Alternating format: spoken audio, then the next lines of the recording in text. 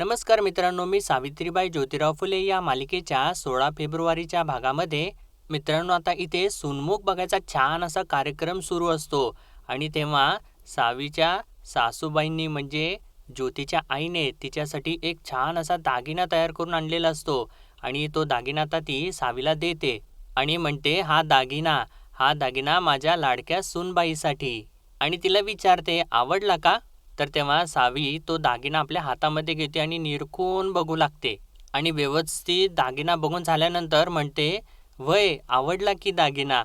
आणि तिने असं म्हटल्यानंतर सर्वजण खुश होऊन आनंदाने तिच्याकडे बघत असतात. तर तेव्हा ज्योतीची आई म्हणते, "आवडला ना? मग ठेवू तुला माझी आठवण म्हणून." आणि तिला सांगते, "सुनबाई, आई-बापाला मागं सोडून येणं लई अवघड असतं. पण काळजी करू नकोस, हे घर तुला कधीच परकं वाटणार नाही."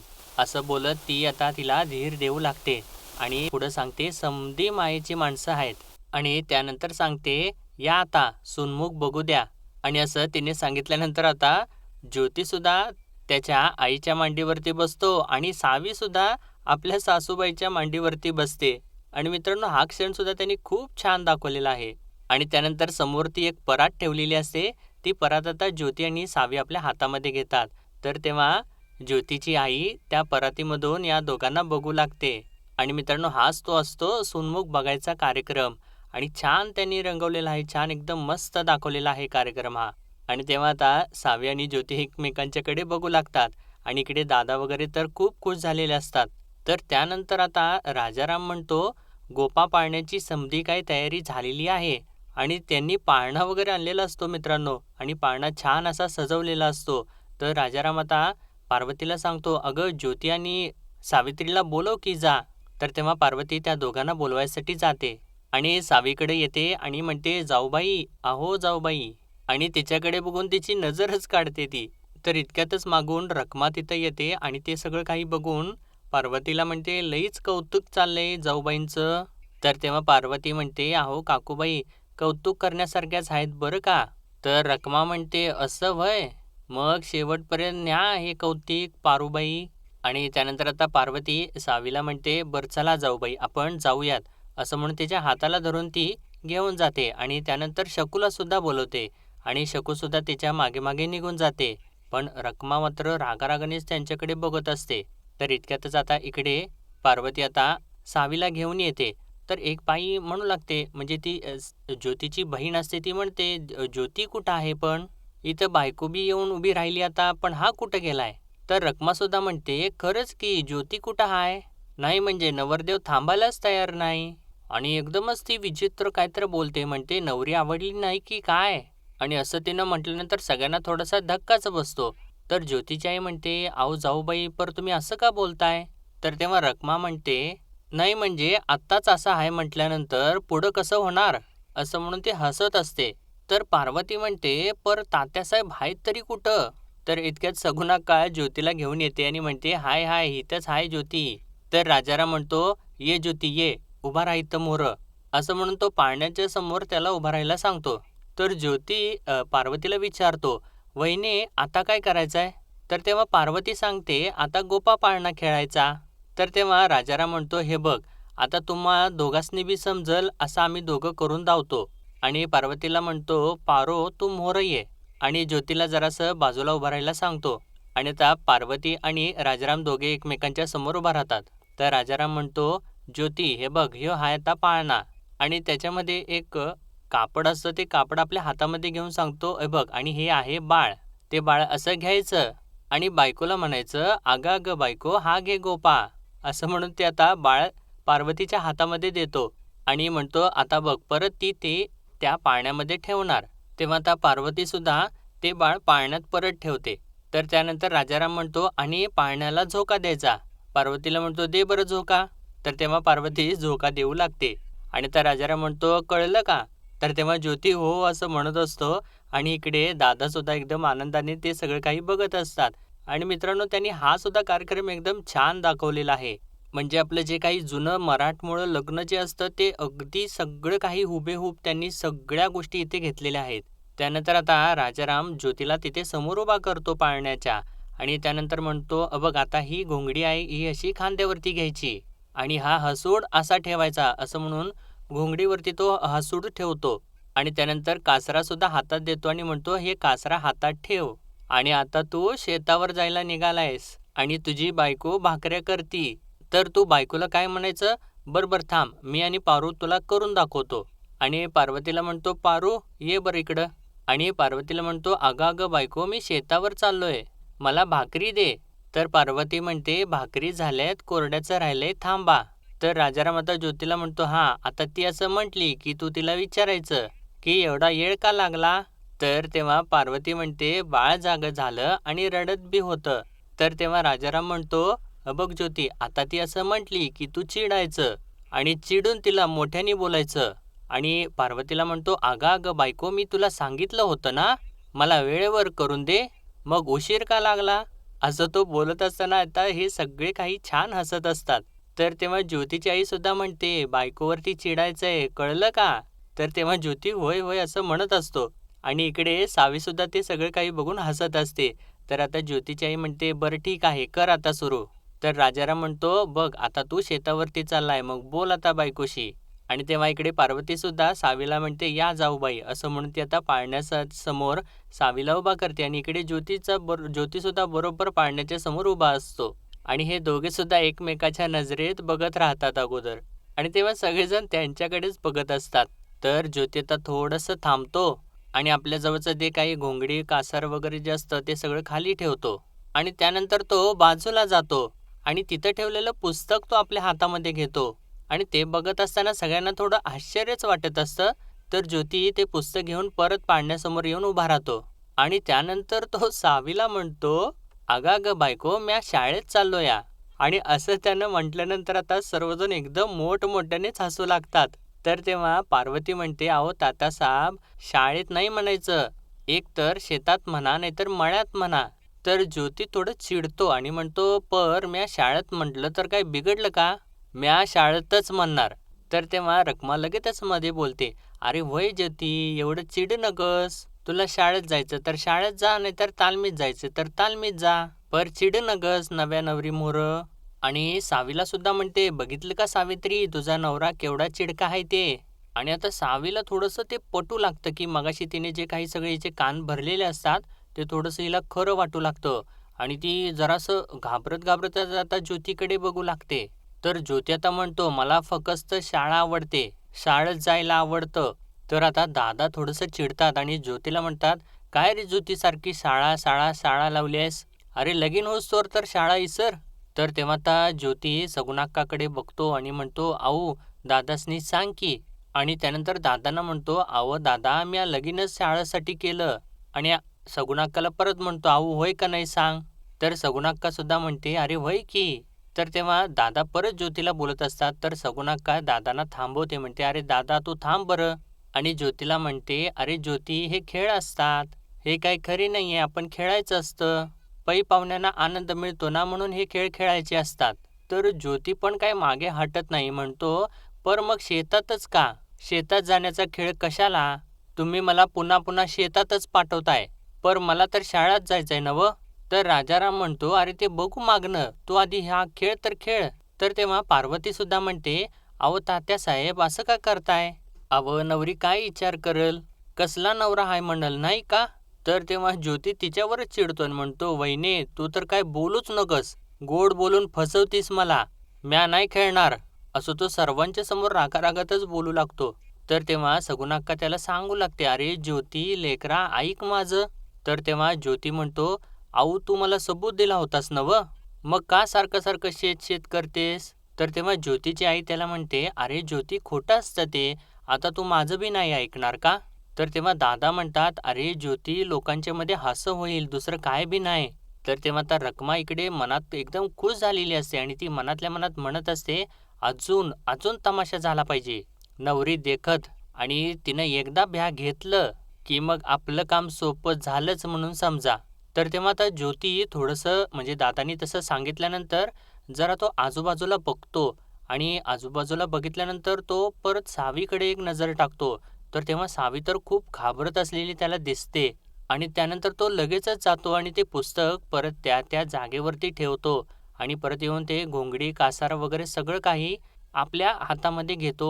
घोंगडी वगैरे खांद्यावरती परत ठेवतो आणि लगेच असं सावीला म्हणतो, "अगं, अगं बायको, मी रानात चाललोय हां, भाकर दे." तर ते असं त्यानं म्हटल्यानंतर सावी तर एकदम खुश होते आणि एकदम हसत त्याच्याकडे बघू लागते. तर तेव्हा सावी म्हणते, "भाकरी झाले, पण कोरड्याचंच राहिले, थांबा."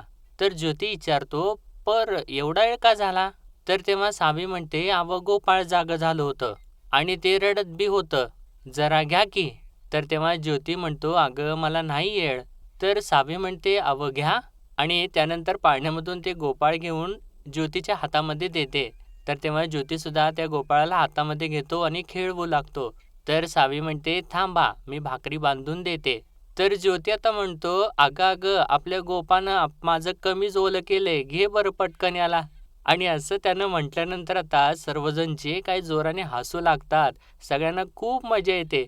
तर सावीसुद्धा मोठमोठ्याने हसत असते. ती थांबतच नाही हसायची.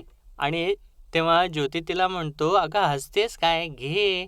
तर तेव्हा सावीसुद्धा हसत-हसत त्या गोपाला आपल्या हातामध्ये घेते.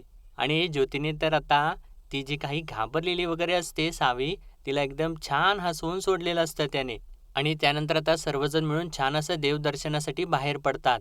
आणि ज्योती बाहेर पडत असताना सावीला सगळं काही दाखवत असतो. जी काही दुकानं वगैरे असतात, कुठलं-कुठलं दुकान कशाचं आहे, कुठलं दुकान कुठं आहे, ते सगळं काही दाखवत असतो. आणि सावीसुद्धा छान अशी त्याच्याबरोबर एकदम तोऱ्यात चालत असते आणि एकदम खुश असते ती. तर तेव्हा ते सर्वजण मंदिराच्या बाहेर पोहोचतात आणि सावी आता विचारते, "हे आपण कुठं आलोय?" तर ज्योती सांगतो, "कसबा गणपतीच्या देवळात आलोय." तर तेव्हा सावी ते देऊळ बघून खूपच आश्चर्यचकित होते. म्हणते, "कसबा गणपती? आणि ते पण एवढं मोठं देऊळ? आणि ते बी गणपतीचं? आमच्या नायगावात तर भैरोबाचं, विठ्ठलाचं आणि अंबाबाईचं देऊळ आहे आणि बाकी समधी बारकीशीच आहेत." तर ज्योती सांगतो, "नाही, नाही, पुण्यात तर लई मोठी-मोठी देऊळं आहेत. हे देऊळ तर जिजाबाईंनी बांधलं या, म्हणजे छत्रपती शिवाजी महाराजांच्या आईंनी." तर तेव्हा सावी म्हणते, "म्हणजे बाई बी देऊळ बांधू शकते?" तर इतक्यातच आता पुजारी बाहेर येतात आणि तेव्हा दादा त्यांना रामराम देवा असं म्हणत असतात. तर तेव्हा पुजारी भडकलेलेच असतात आणि म्हणतात, "थांबा, तिथेच थांबा. तिथूनच दर्शन घ्यायचं आहे." आणि असं त्यांनी म्हटल्यानंतर सगळ्यांना धक्काच बसतो. तर राजाराम सांगत असतो, "अहो, पर नवी नवरी-नवऱ्या आल्यात, म्हणजे देवदर्शनाला आणलंय त्यांना." तर तेव्हा पुजारी म्हणतात, "शिवता शिवत होते आणि त्यात आम्ही बायकांना आतमध्ये येऊच देत नाही." तर ज्योती विचारतो, "का? का येऊ देत नाही?" तर तेव्हा पुजारी म्हणतो, "स्त्रिया अपवित्र असतात." "आणखी काय सांगू? पुण्यात नवीन आहेस का रे?" तर तेव्हा राजाराम म्हणतो, "बरं, आम्ही इथनंच दर्शन घेऊन जाऊ." आणि ज्योतीला म्हणतो, "ज्योती, घे बाबा, इथनंच दर्शन घ्या आणि माघारी जाऊया." तर इतक्यातच एक जण मागून सगळ्यांना बाजूला सरकवत येतो. म्हणतो, "व्हा, व्हा, बाजूला व्हा, सर्वजण बाजूला व्हा. पुण्याचे वेदोभास्कर महापंडित गंगाधर शास्त्री येत आहेत. मागे व्हा सगळ्यांनी." आणि असं त्यांनी सांगितल्यानंतर सर्वजण मागे वळून बघतात आणि मागून आता गंगाधर शास्त्री येत असतात. आणि ते येत असताना आता सर्वजण त्यांना वाकून नमस्कार वगैरे करू लागतात. आणि ते आता तिथं येऊन थांबतात. तर तेव्हा ज्योती आणि दादा वगैरे सर्वजणच त्यांना नमस्कार करतात. तर तेव्हा राणूजी तर चक्क साष्टांग नमस्कारच घालतात, त्यांना दंडवत घालतात. तर तेव्हा गंगाधर शास्त्री त्यांना आशीर्वाद देऊन तिथून पुढे निघून जातात. आणि त्यानंतर गंगाधर शास्त्री आतमध्ये जातात आणि देवळात जाऊन ते गणपतीला नमस्कार करू लागतात. तर तेव्हा बाहेरून सावी ते सर्व काही बघत असते आणि तेव्हा सर्वजणच तसेच बाहेर उभा असतात. आणि तेव्हा तर सावी वाकून बघत असते आणि एक जण आतमध्ये पडदाच ओढून टाकतो. आणि त्यानंतर पुजारी बाहेर येऊन सांगतात, "आता घटका 2 घटका कोणालाही गणपतीचे दर्शन होणार नाही. कारण आता गंगाधर शास्त्री त्यांच्या पुण्यशील हस्ते अलंकार पूजनास आरंभ होत आहे. त्यामुळे इथे कोणीही थांबू नका, निघा." असं ते सांगतात आणि परत आतमध्ये निघून जातात. तर तेव्हा दादा म्हणतात, "चला राजारामा." आणि ज्योतीला म्हणतात, "चला ज्योती, उद्याच्याला येऊ." तर तेव्हा ज्योतीसुद्धा हो असं म्हणतो. तर सावी मात्र तशीच तिथं थांबलेली असते आणि ती आता नाराज झालेली असते थोडी. आणि त्यानंतर ती परत मागे वळून ज्योतीकडे बघते आणि तिच्या चेहऱ्यावरची नाराजी आता ज्योतीला दिसते मित्रांनो. आणि त्यानंतर आता रात्री सर्वजण झोपायची तयारी करत असतात आणि सगुणाक्का जराशी आवरावर करत असते आणि एकट्यानेच हसत असते. तर तेव्हा ज्योतीची आई तिथं येते आणि ती हसत असलेली बघून तिला विचारते, "काय झालं हो वंस? एकटंच का हसताय? तर तेव्हा सगुणाक्का म्हणते, "अगं काही नाही, ते गोपा खेळ खेळत होता ना ज्योती, तेव्हा म्हणाला, 'मला शेतावर नाही जायचं, मला शाळेत जायचंय.' अगं खरं खरं आणि खोटं खोटं कळतच नाही बघ याला." तर तेव्हा ज्योतीची आईसुद्धा हसत असते आणि म्हणते, "शाळेचं लई येड आहे माझ्या ज्योतीला." आणि इतक्यातच आता सावी तिथे येते आणि ती काहीतरी शोधत असते. तर तेव्हा ज्योतीची आई तिला विचारते, "काय गं, तू काय हुडकतेस?" तर तेव्हा सावी म्हणते, "अहो माझी शृंगार पेटी गावत नाही." तर तेव्हा ज्योतीची आई म्हणते, "अगं लग्नाच्या रगाड्यात कुठंतरी असेल इथंच." तर तेव्हा सावी तर घाबरी-गुबरी झालेली असते आणि म्हणते, "म्या शोधलं पण सापडत नाहीये." तर तेव्हा ज्योतीची आई म्हणते, "बरं मी हुडकते, नाहीतर राजारामाला सांगते दुसरी आणून द्यायला." आणि त्यानंतर ती राजारामला हाक मारू लागते, "राजारामा." तर तेव्हा सावी तिला थांबवते आणि म्हणते, "नाही, मला तीच पेटी हवी आहे. आईनं दिली होती तिची आठवण म्हणून." तर तेव्हा ज्योतीची आई तिला आपल्या जवळ घेते आणि तिला म्हणते, "अगं मग कुणी नेली का? अगं वराडात 17 गावची 17 लोकं आहेत. उगा कुणी नजर चुकीनं नेली तर परत मिळायचीच नाही गं." तर सावी विचारते, "नाही मिळायची का?" आणि ती थोडंसं नाराजच झालेली असते. म्हणते, "खरंच नाही मिळायची का?" असं ती बोलत असताना तिच्या डोळ्यातून पाणी येत असतं.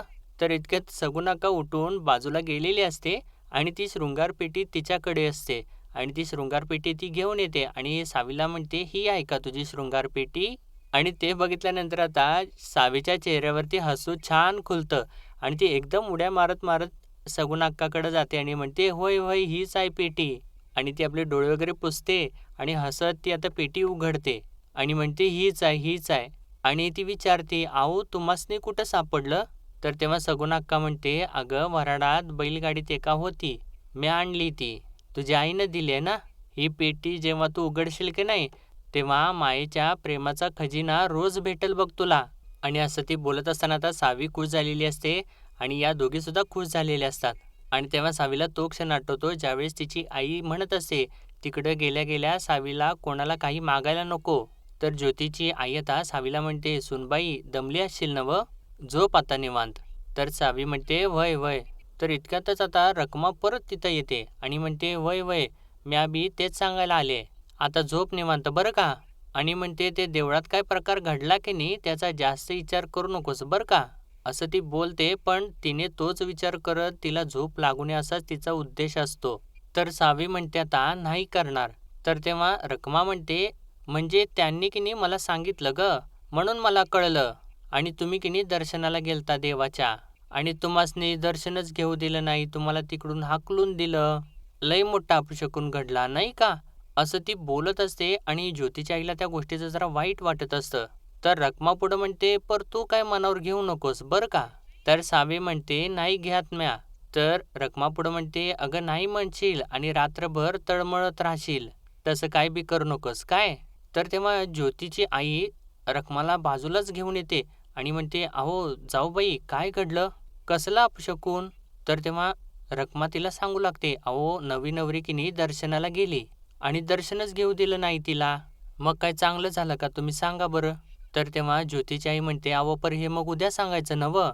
तर तेव्हा रखमा म्हणते, "हाय का मग माझ्या थोरलेपणाचा काय उपयोग? मला बी सूनबाईची काळजी आहेच की.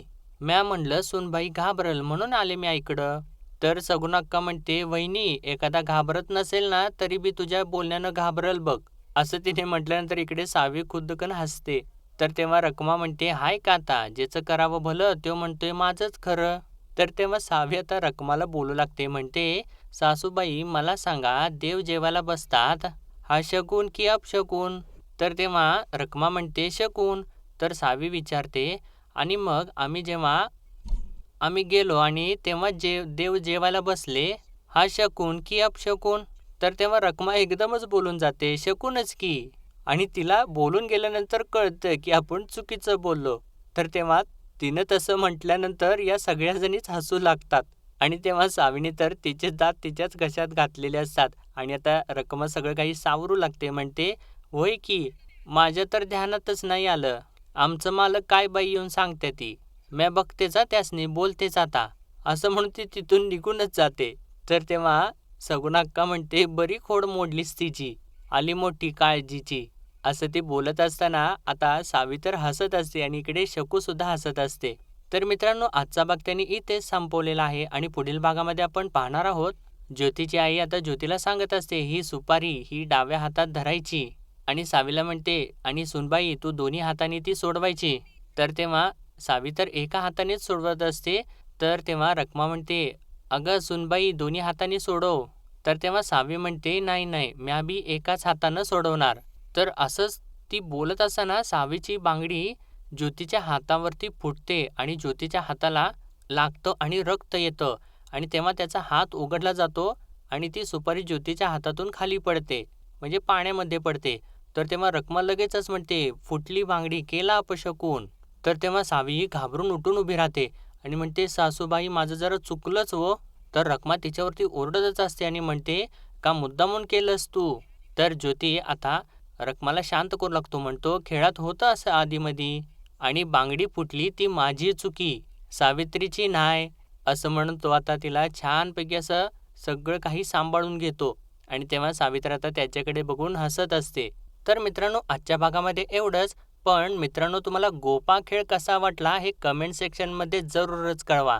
तर भेटूया परत उद्याच्या भागामध्ये. तोपर्यंत आपल्या व्हिडिओला लाईक शेअर आणि सबस्क्राईब नक्कीच करा.